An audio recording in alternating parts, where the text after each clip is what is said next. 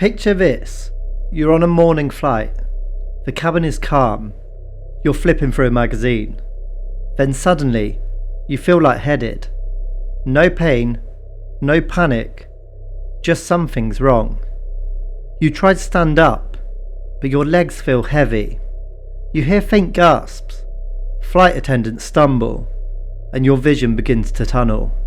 No alarms, no turbulence, just sleep pulling you under. But outside, the jet is flawless, climbing smoothly, responding to no one. A silent ghost over the Mediterranean. A Boeing 737 cruising perfectly over the Mediterranean. No distress call, no response to air traffic control. But inside, everyone is unconscious, including the pilots. For over an hour, the plane flies itself, an empty vessel in the sky, until one final, desperate soul attempts the impossible.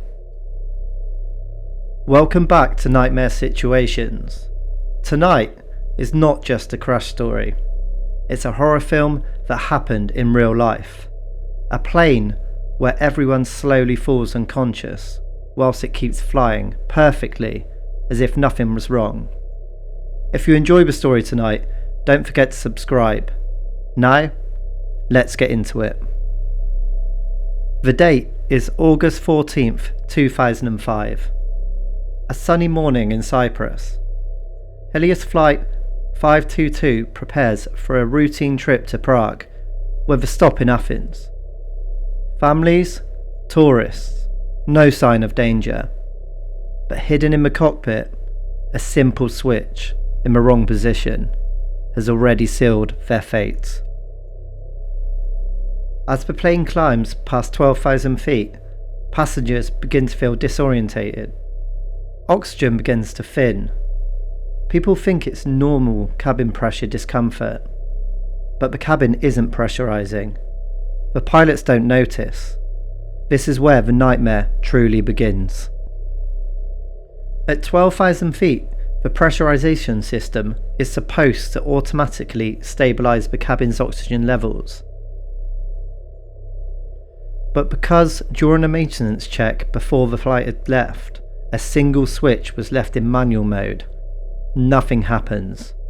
The air thins rapidly. A faint chime sounds, not violent, not dramatic, almost easy to ignore.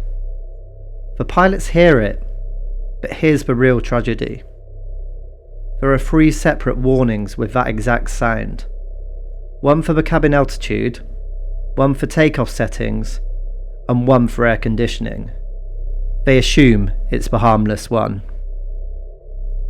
They radio maintenance. They do not put on their oxygen masks. They believe that they're troubleshooting, trying to get a resolution to the minor issue that they have. Little do they know that their brain function is already declining due to the lack of oxygen. In the cabin, people begin to fade. Hypoxia is deceptive. It doesn't feel like choking. It feels like heat, like drunkenness, like a warm wave pulling you to sleep. One man tries to stand to reach his overhead vents, but his legs tremble. A flight attendant grips the intercom, but her voice slurs. No one is screaming. There's too little oxygen to even panic. Meanwhile, in the cockpit, the captain's response is slow. He's staring at the wrong checklist. The co-pilot is already almost unresponsive. Both black out without ever realizing that they're dying. Within minutes, both pilots lose consciousness. The plane is now flying with no one on board awake. For the next 69 minutes, Helios Flight 522 becomes a perfect machine with no living pilot. Autopilot holds altitude, 34,000 feet. The passengers are motionless. Oxygen deprivation has rendered the cabin silent, like a tomb in the sky. Air traffic control in Athens calls repeatedly. No response. No course correction. Just an obedient, empty plane. The Greek Air Force scrambled 2 F-16 fighter jets. They approach the plane slowly. They're expecting a hijacking. Their lead pilot peers into the windows. He sees every passenger slumped over, masks hanging, no movement, no terror, just stillness. But then, in the cockpit, movement.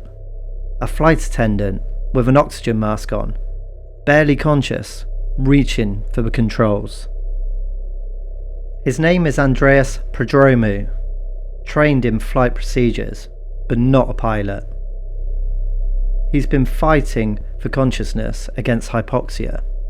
Fueled only by adrenaline, he understands instantly. Everyone else has gone. With what strength remains, he straps into the captain's seat, hands visibly shaking. Oxygen nearly depleted, even in his mask. He disengages autopilot. The plane lurches. Fuel on board is critically low. He tries to broadcast a mayday message, but hypoxia has damaged his ability to talk. His words are slurred, broken, and fragmented. He's trying to save 121 souls entirely alone. The engine starts to fail as the fuel runs out. Barely conscious, fighting for 121 souls. The plane begins its final descent. There's no control, no more time. It slams into the Greek hillside, leaving no survivors. Obviously, as with any air crash, an investigation was set in place almost immediately. When investigators recovered the cockpit voice recorder and the flight data recorder, they already suspected hypoxia. But the details were worse than they could ever have imagined. The pressurization switch, which should have been set to auto, was found in manual. It was left that way after a ground maintenance check the night before. The pilots, during pre-flight, missed it. Here's how the disaster slipped through every layer of safety. The warning horn that sounds at 12,000 feet used the same tone as the takeoff configuration alarm. This meant that the pilots didn't know what was happening until it was too late. The crew consulted the wrong checklist, looking for engine or equipment failure instead of cabin pressure failure. The ATC recordings showed repeated unanswered calls, but the plane's course looked normal, so no immediate alarm was triggered. The oxygen masks in the cockpit only supplied 12 minutes of oxygen, enough time for the pilots to respond if they had realised immediately. Sadly, they did not.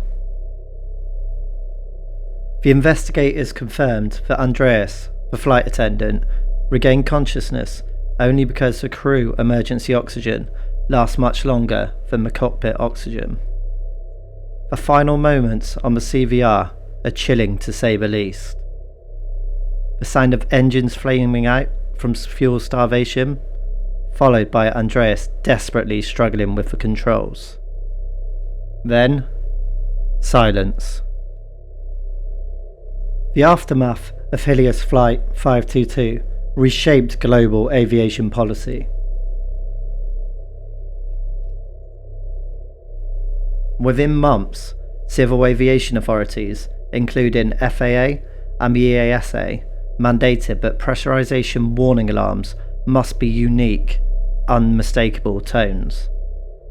Never again could a loss of cabin pressure warning sound be identical to something as trivial as incorrect takeoff configuration alarms.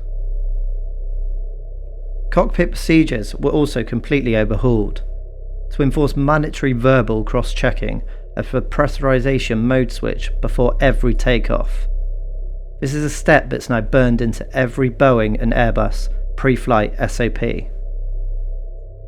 Greek courts charged 5 officials from Helios Airways with manslaughter. In 2009, they were found guilty, an unprecedented ruling. The airline's reputation collapsed. By 2010, the airline was gone forever.